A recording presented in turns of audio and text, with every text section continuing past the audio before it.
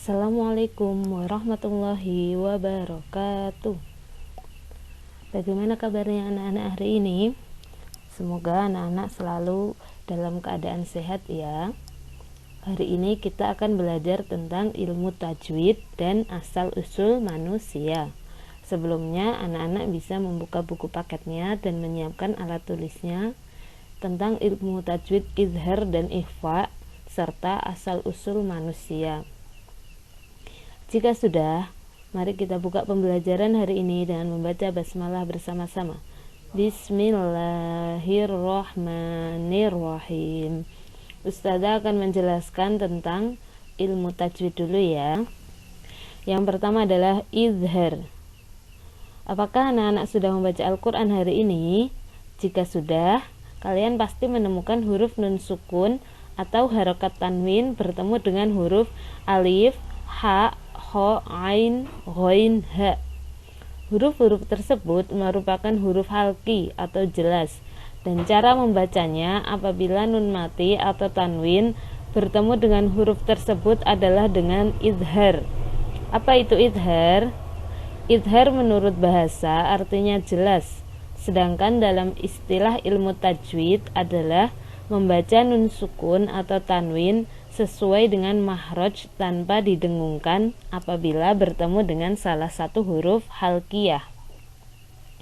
Huruf izhar ada 6, yaitu alif, ha, kho, ain, ghain, ha.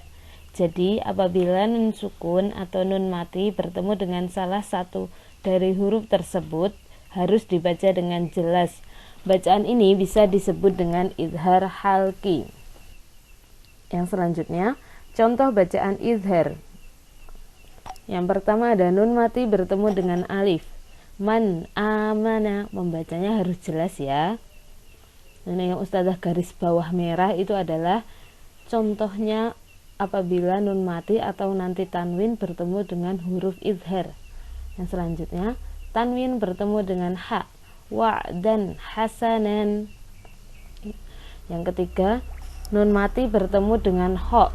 Min khairin. Yang keempat, tanwin bertemu dengan ain. Syai'in alim. Yang kelima, nun mati bertemu dengan ghain. Min ghairi. Yang terakhir, nun mati bertemu dengan ha. Min hum. Anak-anak harus membaca dengan jelas apabila ada nun mati atau tanwin bertemu dengan huruf izhar. Atau bisa dilihat contoh bacaan izhar di halaman 61. Yang selanjutnya adalah ikhfa.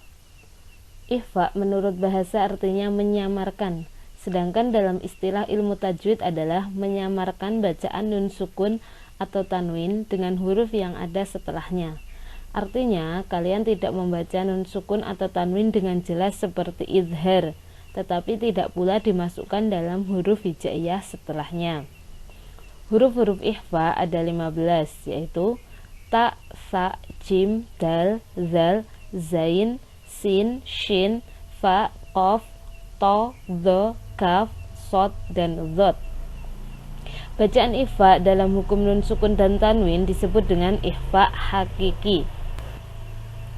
Contoh bacaan ikhfa. Yang pertama, nun mati bertemu dengan ta. Anta.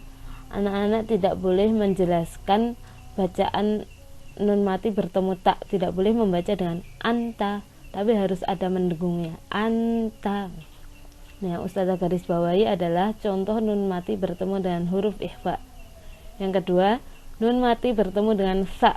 Wa mang sakulat, harus mendengung ya. Yang ketiga, nun mati bertemu dengan jim. Manjaa.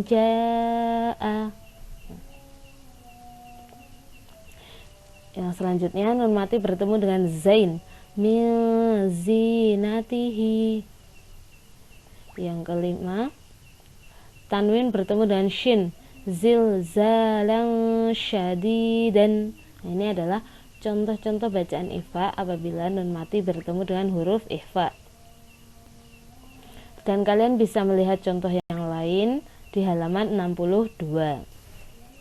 Kemudian ustazah akan menjelaskan tentang asal-usul manusia. Allah adalah Tuhan yang memelihara seluruh alam. Karena bersifat Robbu dengan cinta kasih dan amat adil aturannya, Allah menciptakan manusia di bumi ini menjadi bersuku-suku dan berbangsa-bangsa. Semua mendapatkan rezeki dari Allah. Semua manusia berasal dari satu nenek moyang yang sama, yaitu Nabi Adam dan Hawa. Mereka beragama Islam atau Tauhid. Setelah ribuan tahun, manusia kemudian menyebar dan menjadi bersuku-suku dan berbangsa-bangsa, berbeda bahasa, rupa, dan warna kulit. Kemudian tidak sedikit yang menyekutukan Allah. Di Indonesia, kita memiliki berbagai macam suku bangsa dan bahasa yang berbeda. Itu merupakan salah satu karunia Allah agar kita bisa saling mengenal dan menghargai perbedaan. Semua manusia itu sama di mata Allah, kecuali orang yang beriman dan beramal solih. Maka kedudukannya lebih tinggi dibandingkan dengan makhluk yang lain. Keberagaman suku. Allah telah berfirman di dalam surat Ar-Rum ayat 22 yang berbunyi, wa min ayatihi khalaqas samawati wal ardi wa ikhtilafu alsinatikum wa alwanikum inna fi dzalika laayatil lil alamin. Artinya adalah, dan di antara tanda-tanda kebesarannya ialah penciptaan langit dan bumi, perbedaan bahasamu dan warna kulitmu.